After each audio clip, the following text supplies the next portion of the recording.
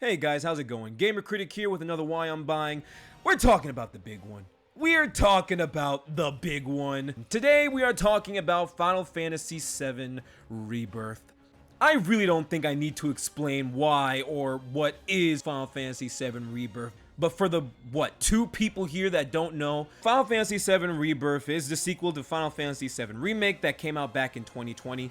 Of course, it's being developed by Square Enix Creative Business Unit 1 to be exact, and it's releasing on PlayStation 5 in just a few days. But yeah, I'm not even gonna beat around the bush. It's the story of this game that has me the most excited. It's the story for this game that has everybody the most excited, because the ending of Final Fantasy VII Remake literally just said, screw all the rules, we're gonna do our own thing. At this point, they have the power to make the story 110% different. I'm genuinely excited to see what liberties and risk they take in this story, especially since they're not shackled down to the original story anymore. And that leads to my biggest thing. What the hell is gonna happen to Aerith? I'm ready to. I want to know what's gonna happen to Aerith. Damn it! And honestly, the directors of Final Fantasy VII Rebirth know that too, by essentially saying that they are going to be depicting some new events that will bring out some new emotions and new feelings for both players of the original game and the newcomers.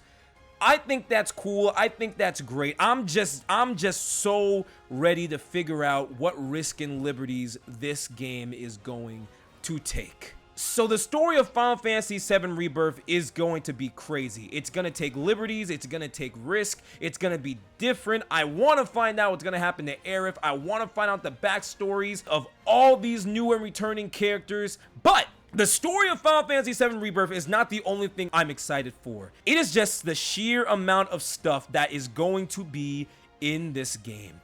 So the original Final Fantasy VII Remake was relatively linear, which I didn't have an issue with. But Final Fantasy VII Rebirth is taking it to the next level. This game, man, this game is freaking huge. So to give you a perspective, right, the directors of Final Fantasy VII Rebirth say that the story can range about 30 to 40 hours if you just do the story. Now, if you do a couple of the side missions, like some of the side content, you play the mini games, you could be looking at about 60 to 70 hours. Now, if you are a completionist, you could be looking at a gameplay session of over 100 hours. So when I first heard that, I was shocked. But then you go back and look at all the stuff that is going to be offered in this game, and honestly, it makes so much sense. The people at Square Enix have remade the entire world of Final Fantasy VII from the ground up and made it one massive, seamless open world with several different biomes. We already know that the biome that you start in is this beautiful green forest area. I remember seeing a desert area. I remember seeing this really sprawling city where Cloud and the gang are riding scooters. But what good would this game be if it didn't have stuff to do inside its massive open world? And that could honestly explain why this game is so massive. Like, there are a lot of side missions regarding returning characters, new characters, even summons. This is honestly one of the parts that has my attention the most out of anything. Naoki Hamaguchi himself, one of the directors of Final Fantasy VII Rebirth, actually said that they're taking cues with games like The Witcher 3 with the side content that's being offered, with a big focus being on story-driven quests, focusing on character development and their relationships. It seems like the bonds between Cloud and the characters are going to play a big part in Rebirth, especially since to its affinity system, which essentially will determine Cloud's bond with each individual character. So depending on the choices that you make, the side missions that you do, and picking the right dialogue at certain times, there are going to be several ways to strengthen Cloud's bonds and relationships with his friends. It really does feel like the story is going to go in some interesting places, and I think this affinity system is really going to motivate me to want to do the side missions and learn more and more about each individual character, which is really interesting. He says he wanted to give the players like freedom of choice in deciding whether they wanted to dedicate themselves solely into the main story or go really in depth into the characters' relationships by doing the side content, which in turn will make the story deeper. Now, of course, I'm going to do a couple of the side quests, but I can always appreciate when that game wants to give you that freedom. It's not just the side missions either, guys. Mini games. So many different mini games. We have Chocobo Racing, G-Bike Racing, Whack-A-Box is back from the original game. We have a weird minigame involving frogs I really don't know. We have a minigame involving football. There's a piano minigame that's almost reminiscent of the guitar in Last of Us 2, which is great. There's even an entirely new card game called Queen's Blood. I love when games do that, by the way. A game inside a game is just so cool, and I can see myself dumping a good couple hours into playing this card game. But the point is, outside of the side missions, you're still never gonna be bored because all these mini games looked so darn fun.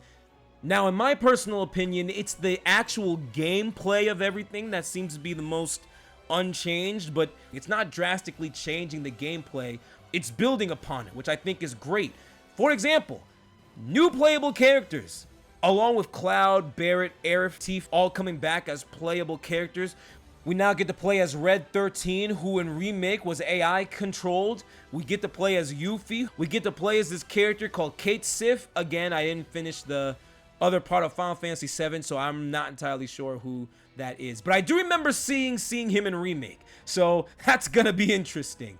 All the characters seem to play differently, have different moves, different traversal options, special abilities, and most importantly, they are adding something really cool called synergy moves. Now, synergy moves were introduced back in Final Fantasy VII Remake Intermission, the DLC, but essentially synergy moves will let you pick between a variety of pairings of your two characters that will allow you to use their combined powers to unleash a bunch of different moves, all with different effects. And from what we've seen in the game, they look so badass.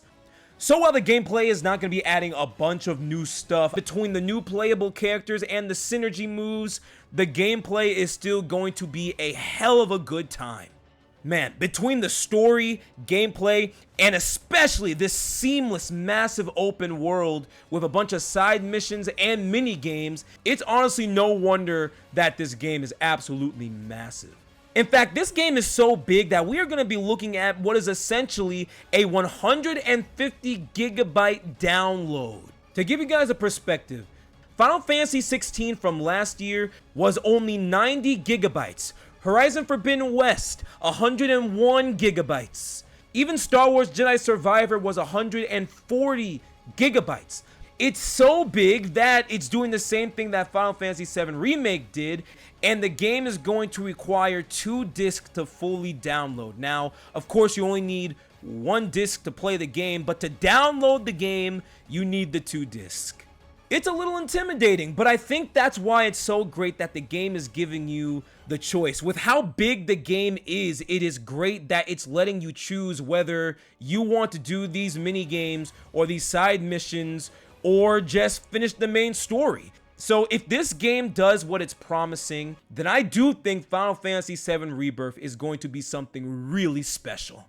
And honestly, it seems like everyone kind of already agrees. Like, the reviews dropped. Like, I think the last time I checked, it has like a solid 93 on Metacritic and on OpenCritic. But of course, there's always a chance there's always a chance the game might not be for me. But if the game lives up to all the hype that I've been hearing about, I think we're gonna be in for something really special. And that's why I'm buying Final Fantasy VII Rebirth. Thank you guys so much for watching. Who else is pumped for this game? Can I please get a sound off in the comments? Because this game is going to be so freaking awesome. Next video is going to be a review. This review is going to be interesting. I'm really excited to talk about it. One thing is certain. The next why I'm buying is going to be on a game called Unicorn Overlord. A game that no one seems to care about, though they really should, because Vanillaware is a goated studio and they deserve all the success. So I'll be talking about Unicorn Overlord soon. But thank you guys so much for watching. Be sure to follow me on Instagram. That's @TheGamerCritic. I will leave my link in the bio. Be good people, and I will talk to you guys soon. All right, peace.